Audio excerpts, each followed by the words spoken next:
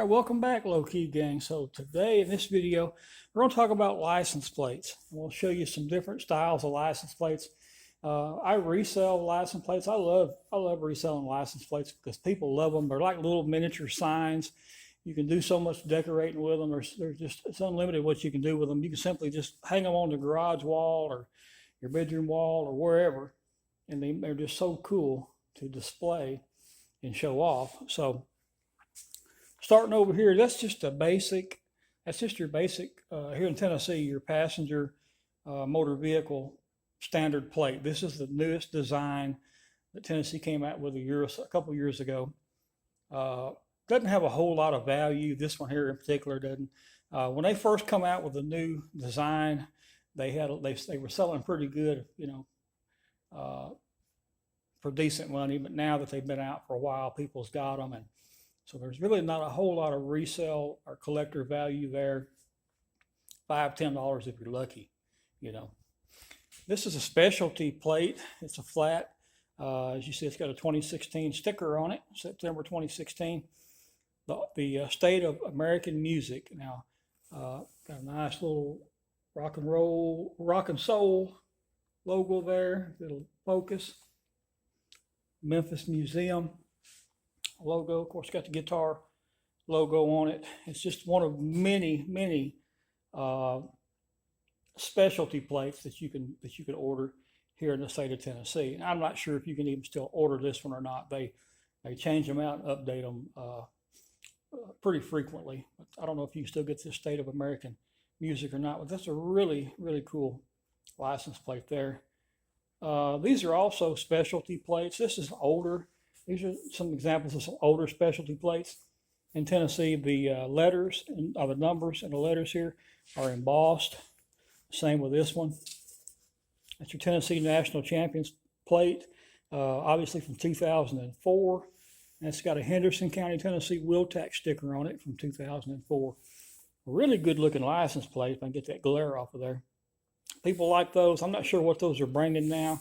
I usually put them on like a deal or no deal site and sell them that way. If not, if I have to put them on eBay, I'll kind of look to see what other ones are selling for and try to price it accordingly, or a little cheaper if I can, depending on what I paid for it. Sometimes they got it written on the back, but that doesn't. Same thing with this one, guys. It's a specialty plate that you could get in Tennessee back in the late 90s, 2000s. That's got the 2001 decal on it. It's the Arts. And they made different versions of these. There was one that was a big mouth fish. I can't remember what all they were, but the Jazz Cat was always my favorite. I've got a couple of these. And one thing about these older plates, these thicker plates, if you'll notice, they don't lay flat. Most of them got just a natural bend to them. That's just how if you work with metal, you know how it is. It's hard to get them to lay flat. I think these could probably be worked out a little bit where they'd lay a little bit flatter. But that's always been one of my favorite of the run of the Arts plates that they had, the Jazz Cat. This is just what they call here a novelty plate. Key West, Mile Zero, Florida, Key West, Florida. It's just a novelty plate, something you could go in a gift shop and buy if you're visiting Key West, Florida. And that's still new in the package, sealed. Somebody blacked out the price or something up here on it, but I picked it up. Got a little bit of a maker's mark down there, John Heights Distribution Company.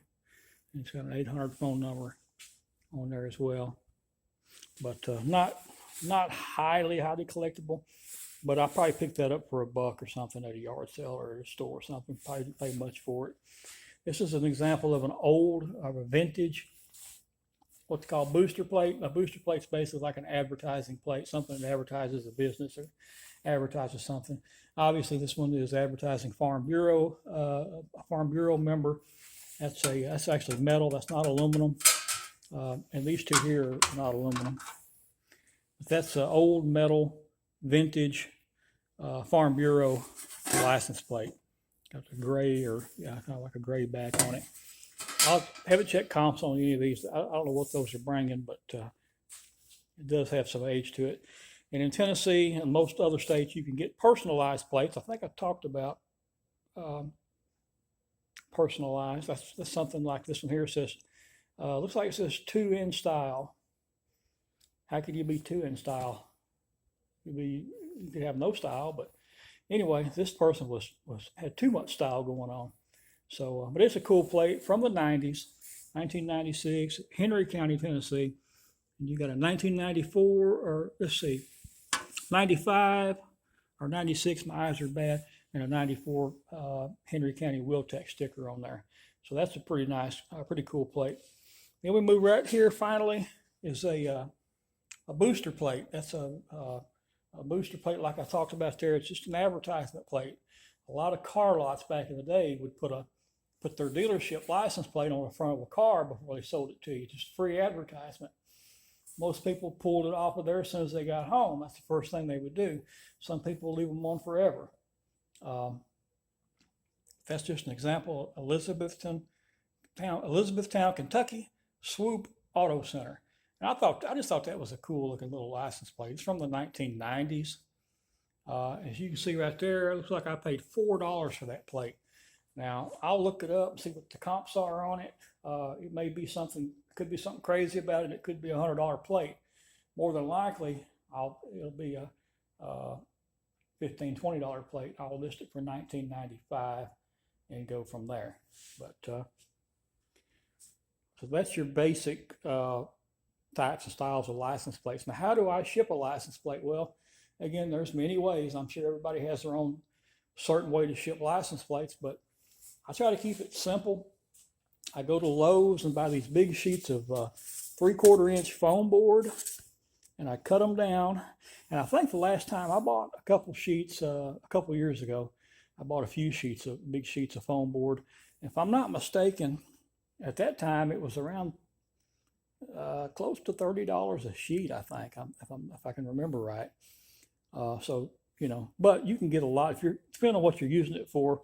These little license plates, I cut it down to where it's just over the size of a license plate. And obviously, it's not a perfect square cut. And then what I'll do is I'll take my plate and I'll take a piece of one sheet of bubble wrap and just wrap right around it for a little extra protection. And then I'll put it face down on this piece of foam board that I've already got pre-cut.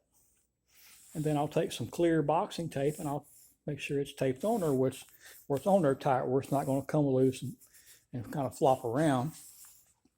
And then I'll simply just slide it into one of these bubble mailers. You can buy these at Walmart. Sometimes this is a bubble mailer. It's got a little bit of cushion to it. And like I said, I'm also going to put a piece of one sheet of bubble wrap around it, so it's going to have a little bit of extra cushion on it. Now these are little bubble mailers. Just don't have a whole lot of protection in this particular one here. But sometimes I just use a regular manila envelope.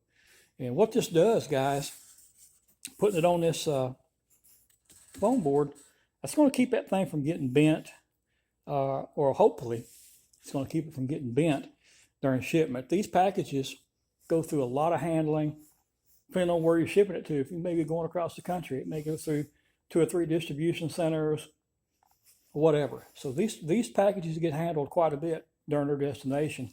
And the Postal Service, and I'm not talking about UPS or FedEx. Everything I ship basically is through USPS. So, but they don't use extreme caution handling your package. I can promise you that. They will take this thing and throw it across the room. They do not. I don't feel like they really handle them with care. So goes on that foam board to hopefully prevent it from being bent, because it could get caught up in a sorting machine or something and bend the crap out of it. And I've been selling this stuff, guys, for probably 10 years now. And I can count on one hand how many, and still have some fingers left, how many times I've had a complaint or a return or something because the plate was damaged. Very, very seldom, because this is the way I ship them. This foam board, guys, of course, the plate itself doesn't weigh nothing. The envelope doesn't weigh nothing. The foam board doesn't weigh anything, so it's not really affecting your weight on your package. Typically on a license plate, if I'm selling it on Marketplace, any of these plates, regardless, I'm gonna charge like $7 for shipping. That's in reality, and I carry my stuff to the post office. I don't print my own shipping. I talked about it in the video before that I don't ship a lot, very low volume shipper and reseller. So I carry this stuff to the post office. I'm right down the street. I could walk to the post office if I wanted to. If I wasn't lazy, I could walk down there. Got 4 blocks from the post office. But yeah, I ship through USPS, and it cost me on a license plate. It cost me about $6.50, $6.75. Rarely does it cost. I think I did ship one today. I think it did cost me like $7.50. So I lost 50 cents on shipping on that. So a lot of people say, oh, don't inflate your shipping. People won't buy it. Well, look, I'm paying, in real life, it's costing me this plate here, depending on where it goes. Prices are different. You know, they go by weight, size of the package, weight of the package, and where it's going.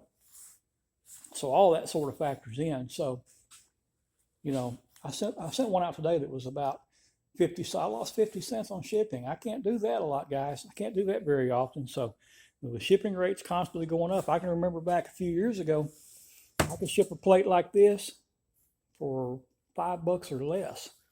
Now here we are 2 or 3 years down the road, and we're up to, $6.75, $6.50, $6.75, $6.45 to ship a freaking license plate in the mail. But it is what it is, guys. I just try to price it accordingly.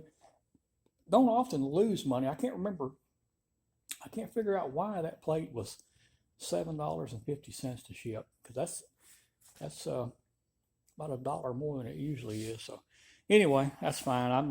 I did make enough profit. The person bid on that plate, and I think I paid $10 for the license plate, which I don't do that often. Usually I try to get them a lot cheaper than that, but I paid $10 for it. By the way, it was a Tennessee specialty plate. It was an agriculture plate. Super cool graphics on it. Farm tractor and Red Barn. You guys look them up. They're Tennessee agriculture plates. And this was an older one that had the embossed numbers and stuff on it too. So, but I want to say it sold for like $32 with shipping. So I still made a decent little profit on that. I won't be able to retire just yet, but one day.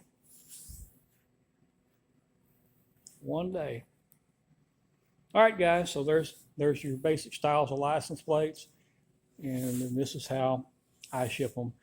Leave a comment and let us know how you would ship license plates, what you would do differently, if anything, if you think this process is good for you as well.